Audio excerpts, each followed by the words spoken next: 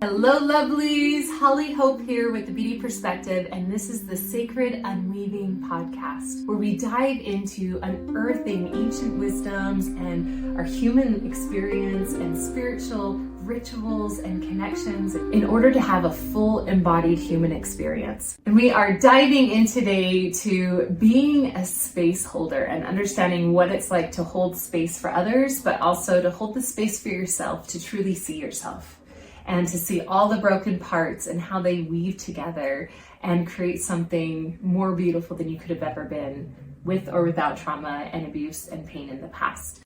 I have the epic Kelbie Sorensen on with us today. Hello. She is a master of integrative healing arts, meaning she brings many modalities into a private healing session.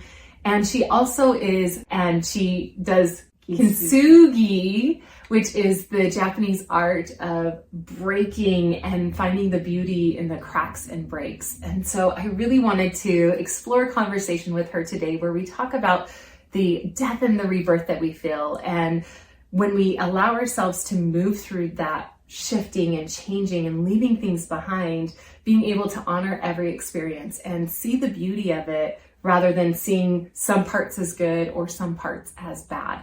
And so welcome, Kelbie. I'm so glad you're on with us. So one of the things I love the most about this beautiful soul is her ability to hold an immense amount of space for others. And we hear this term all the time, like, oh, I'll hold space for you. Holding space is allowing somebody to express themselves.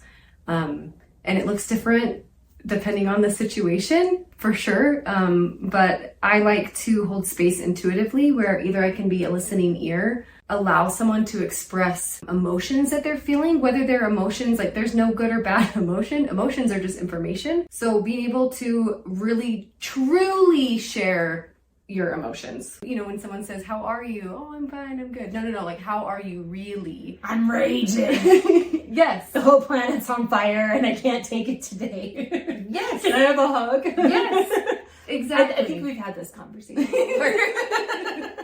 Yes, and like being able to allow somebody to authentically and honestly and openly and vulnerably share their experiences and their emotions with you. In order to hold space, you have to be safe. So I feel like that's one of my biggest gifts that I have been given and that I have cultivated and been able to refine. Even like sometimes people in the grocery store just stop me and they'll tell me about how shitty their day is.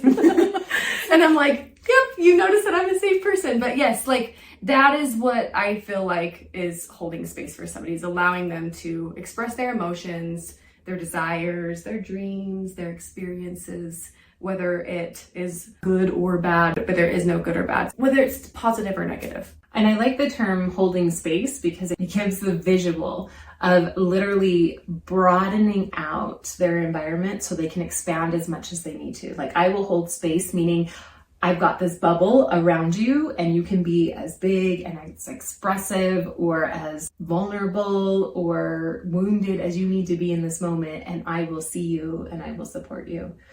In a lot of our healing circles, there is a depth of healing that sometimes people don't realize, I think, in just having people watch you lose your shit. Yes. Or hear the hurts that, you know, maybe you expressed in a toxic relationship and they weren't received. And then you were gaslit back, so you stopped expressing. And to be able to be witnessed by somebody else who, like you said, is safe enough to be able to witness you without any judgment.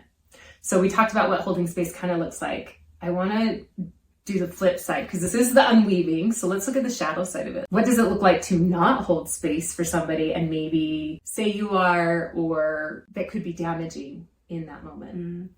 For me, it's like a feeling. If I'm being vulnerable with somebody and they're not holding space for me, I often feel like either a wall, or like if I'm not in a space. So I mean, I'm not perfect, so I'm not always available to hold space.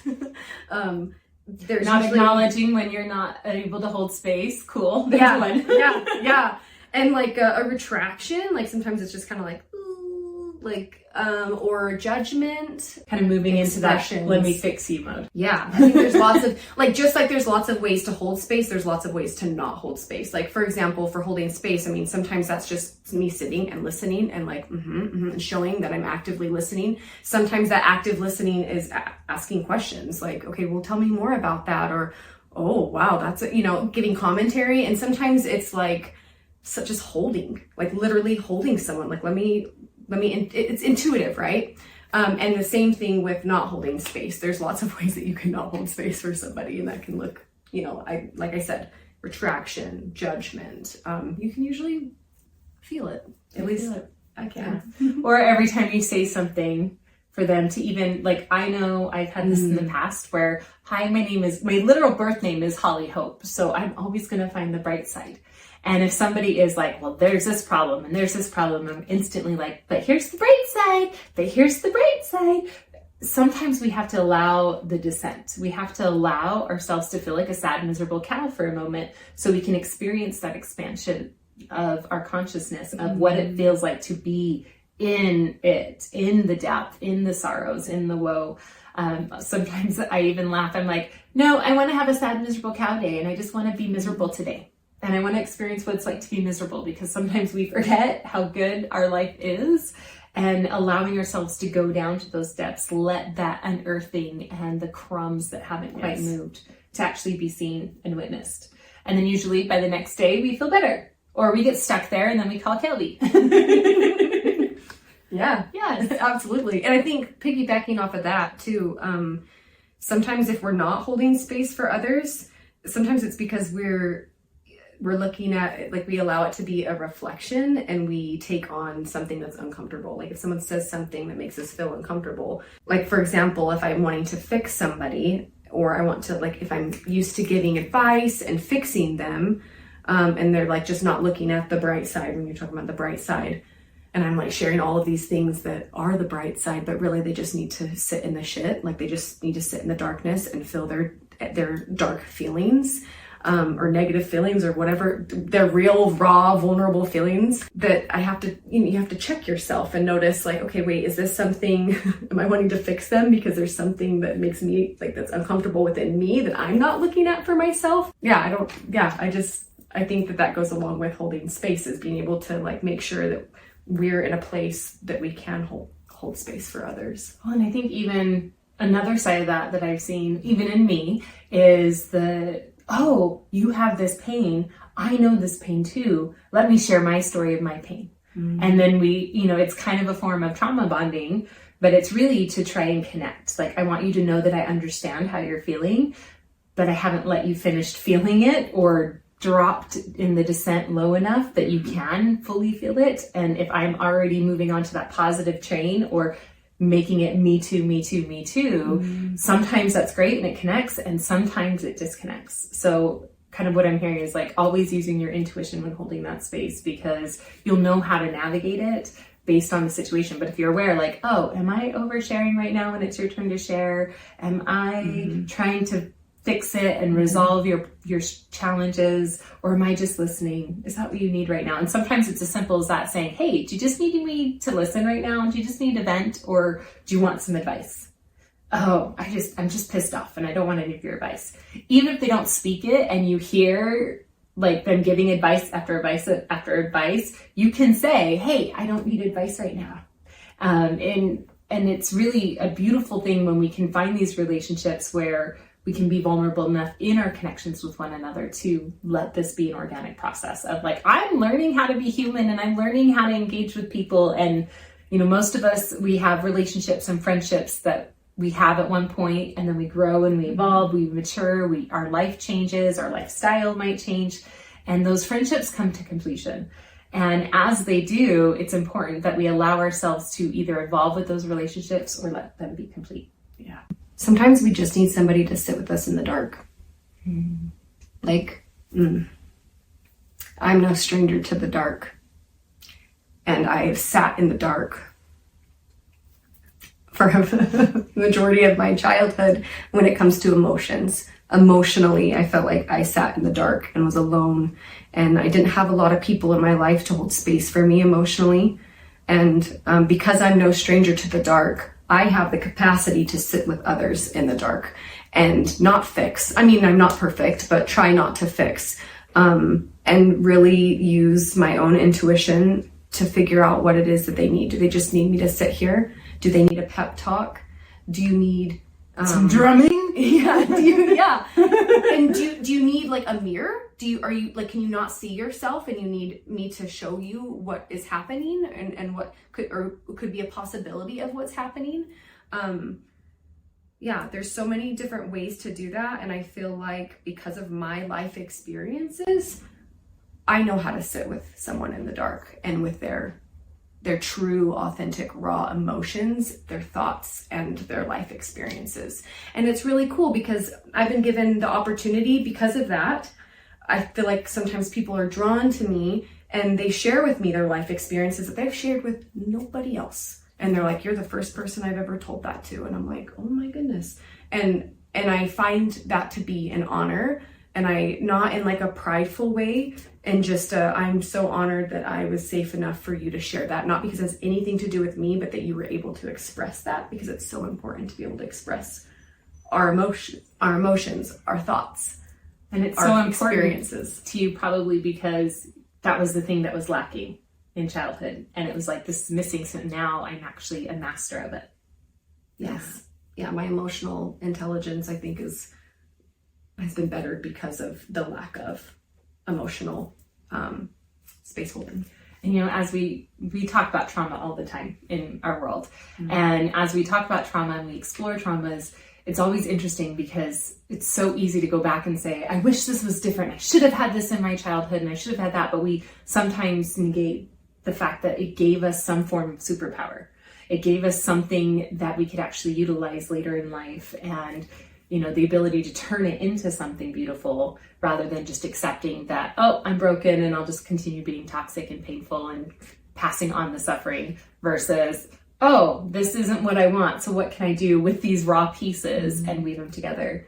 So, which is very similar to Kintsugi. Yeah. So tell us about your Kintsugi and that art. Yeah, I mean, that is really what Kintsugi is. So it's the Japanese art form of taking broken pottery and repairing it with golden glue.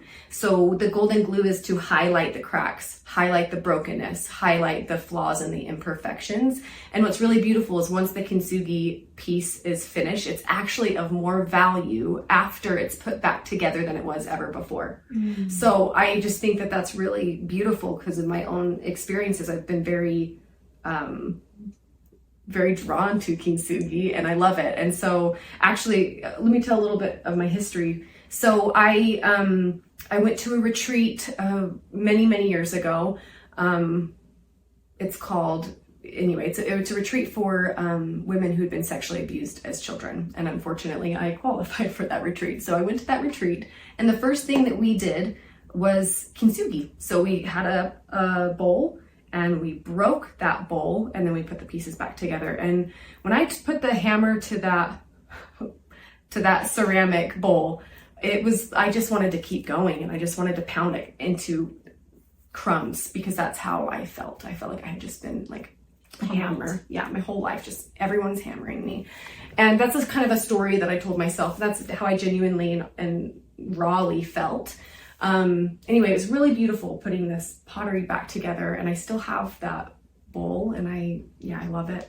And from there, as I'm going through my journey of motherhood, postpartum depression, and just my really healing from this trauma that I experienced as a little girl, it was Kintsugi that helped me to stay alive, to be honest. And I got a little Kintsugi tattoo. I don't know if you can see it. It doesn't have gold glue, it's just cracked, but I know what it means. And I had it facing me, not facing out. And it was really to remind myself in anxiety attacks that, like, I'm safe, I'm okay, and broken is beautiful. So I started my Kintsugi workshops, where I have people come in and break their bowls and put their bowls back together, or mugs, or whatever else it is. You can use, I use bowls, but it can be anything. So anyway, I started that in a non-traditional way, and I'm starting now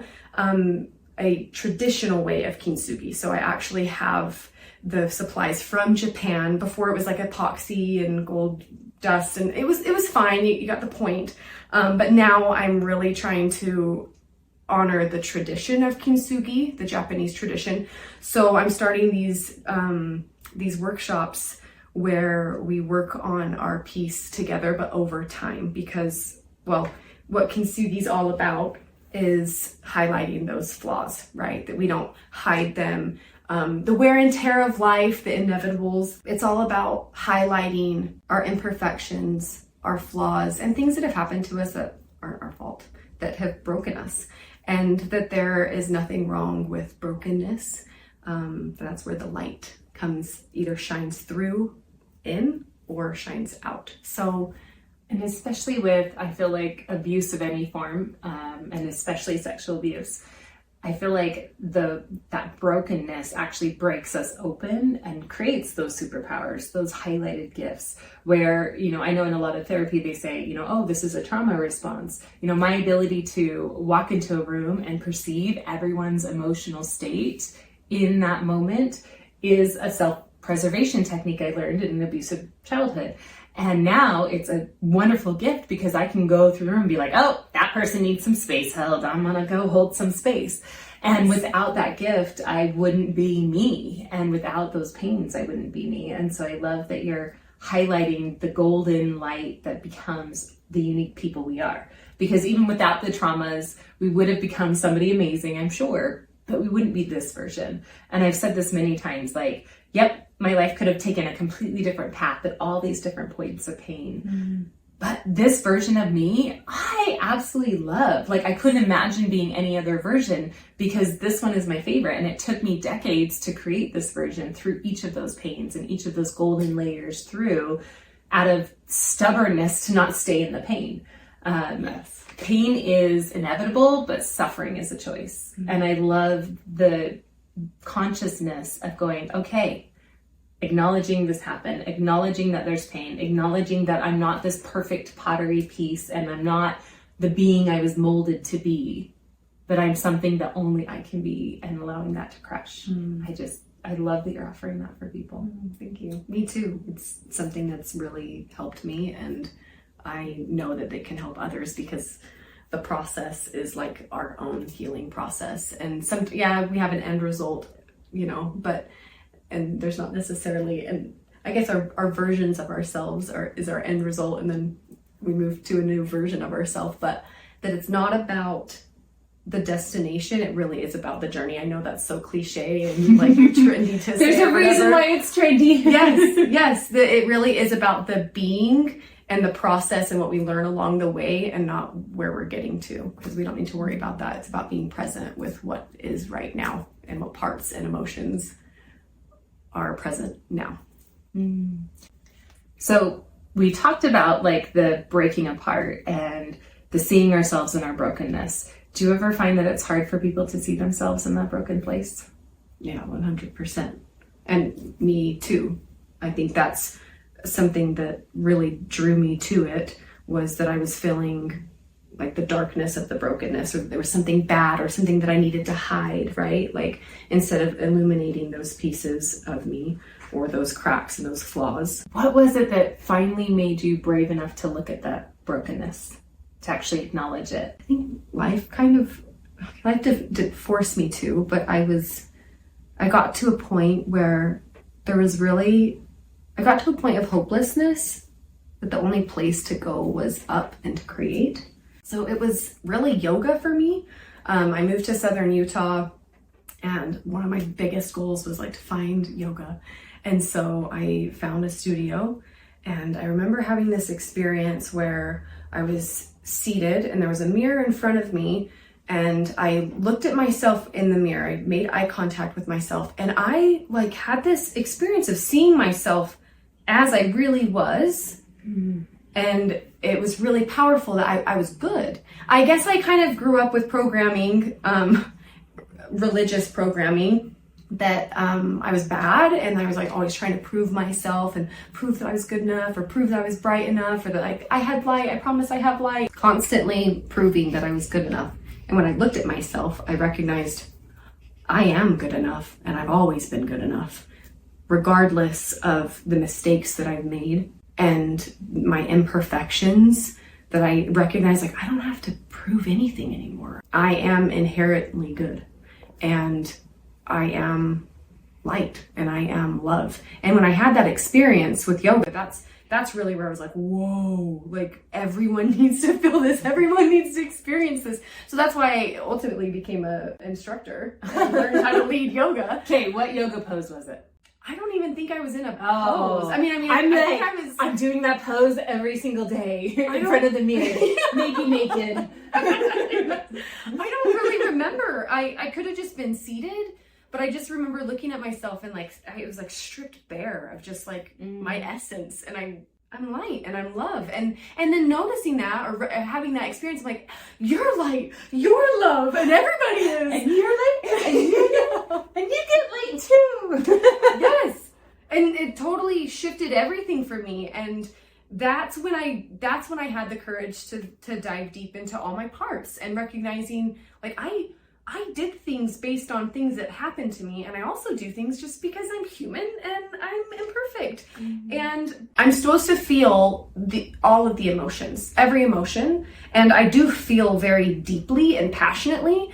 And so, you know, at times I'm really high, and then there's times where I am feeling low of the lows, and that's a beautiful thing. And that's really honestly what gave me courage to look at my stuff. And then because I'm able to see other people as light and love, I can sit with their stuff I can sit with them and their stuff very easily, because I know, dark. Yeah, because I know that they're light and love, and they're feeling emotions that they're meant to feel here, because that's part of the human experience. So I think that's really what gave me the courage. And I went to therapy and did parts work and trauma work, and I was able to really bring those pieces of me to the surface, highlight them, illuminate them with gold. Yes. And this is fun. So I went to Holly's training in Hawaii, and the beach that the house that we stayed at, the closest beach to us in that valley, is the beach that like all my little parts I sent to. So like all those parts all those little Kelbies that I brought to the surface and like gave love and grace to, I sent them to that beach to live at, because I had been to that beach previously. Anyway. So like years before, yes. And then it's like, and now I'm physically on the beach where I sent all the parts that I sent away as I worked on them and healed them and acknowledged them, and then you gathered all those pieces. Yeah, so it's like full circle, it feels like, and I just feel like things are connecting, and I'm just really excited about my gifts and what I get to share with others, so that they can recognize that they are love and light. That's my whole purpose. You are love and light. You are. I see you. I can hold space, because I know that you feel like you're ugly and a mess and a sad, miserable cow right now, but I see you as love and light. So I'm here and I'm patient until you are in the space where you can see yourself too. Yes. And I love that you offer that.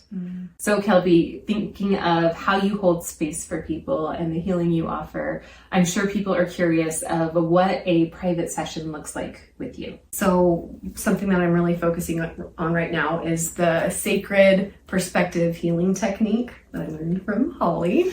We will dive into and illuminate anything that's holding you back from progressing, anything that's any emotional patterns that might be affecting you, that keeps you from recognizing and seeing your own light, and that you are love and light. So like those broken pieces that haven't been able to fit back, and we just keep hammering at them without putting them back together. Yeah, bringing all those pieces out. Pieces that maybe you can't see, that I'll help you see. Pieces that you already know that are there. Usually, if you have something that you're struggling with, or that's a loop or a pattern that you can bring up, we can talk about it, bring light to it, see the shadow and the light side of it, and then we clear. So I help you clear emotions and energy that's stored in the body, that either could be ancestral or something that you've picked up, or just life experience. Like we're talking about a piece of pottery, it's inevitable that there's wear and tear and breaks and cracks, and so we illuminate what is no longer serving and we clear it.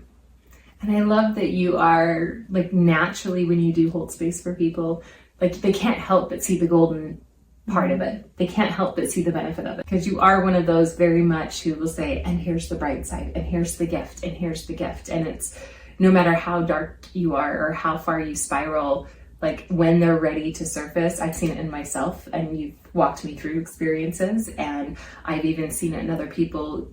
You're like, okay, we're in the dark and I'm here with you in the dark. You ready for the light? Okay, here, I got a flashlight. Let's go. Here's a path. And I'm not going to do it for you, but I will be with you and I will hold this space. Yeah. I feel like that's part of my purpose here, is to dive deep. And I can go deep, to dive deep and then, show you the way. I link arms with you as we walk forward together. I'm not showing you anything. I'm helping you recognize how to move forward and giving you a little bit of support along the way and space for you to progress and move forward. Did you always know that this was your purpose? Like, yes and no. On a simple level, yes. But as I've gotten to know myself better and really brought to light my dark pieces, that's when I recognized, oh, this is what I'm meant to do. This is my purpose. And I have the capacity and the ability to help others because I've had that mirrored to me through people in my life, and I've been able to do that for myself.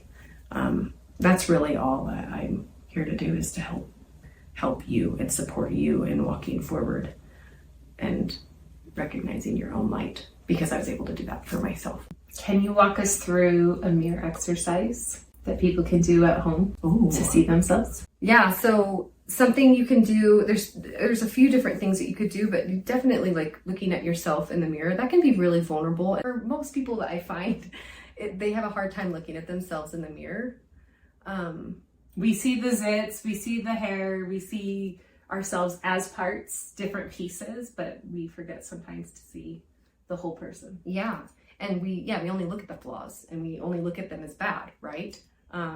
When all of us, for example, like wrinkles, you might look in the mirror and see wrinkles. Guess what? What gave you those wrinkles? Smiling, laughing, maybe a little bit of stress and trauma too, but also like smiling and laughing. That's what gave you those wrinkles. So like, embrace them, love them, because that means you've lived, you've smiled, you've laughed. So, okay, something that I really love to do is actually, let's do this now. So close your eyes, and I want you to think about somebody in your life that you love. This could be a partner, this could be a spouse, this could be a child, a grandparent, a parent, a friend. It could even be a pet.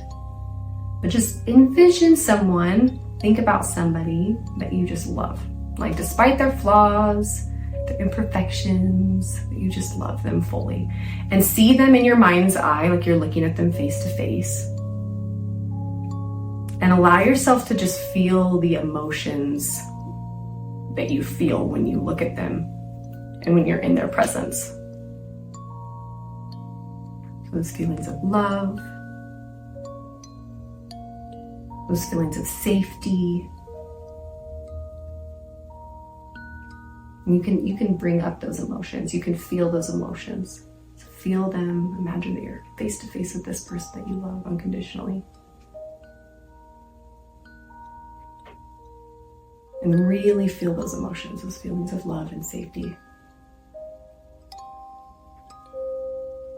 And then have them again in your mind, and then switch their face with your own, like you're looking in the mirror. So maybe we're not looking directly in the mirror, but we're imagining that we're looking in the mirror. So look at yourself face to face, whether you're standing with yourself or you're looking in the mirror, it doesn't matter. And feel those same emotions of love and safety, unconditional love. But despite your own imperfections, the mistakes that you have made, that you will continue to make because you're human, you can still have those same feelings of love and safety within yourself. And it might be a little bit more uncomfortable or harder to do so, but it is possible, especially with practice. And then you can open your eyes. Mine was my grandbaby, the love eyes.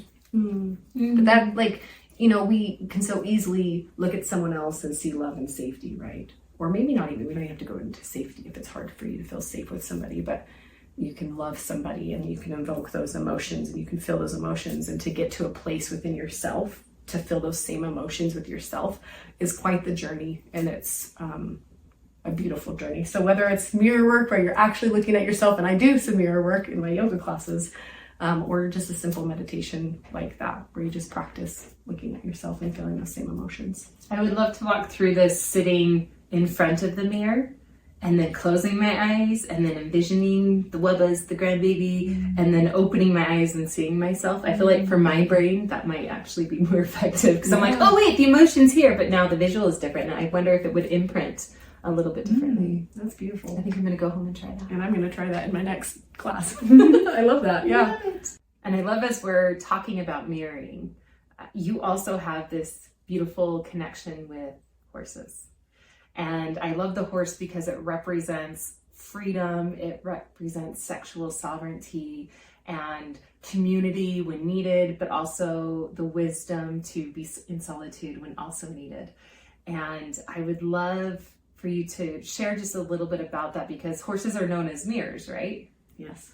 Yeah. So, I love horses, and I've just been a horse girl ever since I was a little girl, and even talking about them just gets me really emotional. She's like, oh, I love them. I love them so much. So do the horses cry when they're around you? Do you cry around them? They're probably like, oh, yeah, here she goes again. So horses can feel us. Like their heart coherence is, their heart field is so much larger than their bodies and larger than ours. They have the ability to help us regulate our nervous systems, and they can sync up heartbeats. Oh, they're beautiful. They act as mirrors, absolutely. I feel like that's their purpose, and that's their wisdom, that's their medicine. They give us an opportunity to really look at whatever is happening in our lives through different exercises, but even not exercises, really just even being with a horse. They will mirror to you what's happening in your own life, or like they will mirror the emotions that you are feeling. And they also transmute that energy. They're really great at moving energy. They yawn, they sometimes blow out, they can lick and chew, and they help process our emotions and our energy. It's really beautiful. So I have the privilege of working with horses once a week, which is amazing. And sounds like horses came here to teach us how to hold space. Yeah, and they so gracefully do. Absolutely. And I think that's probably why I feel so connected to them. Probably. Me too. Oh, Yes. So yeah, horses are just incredible animals. such valuable wisdom in holding space and being able to see ourselves.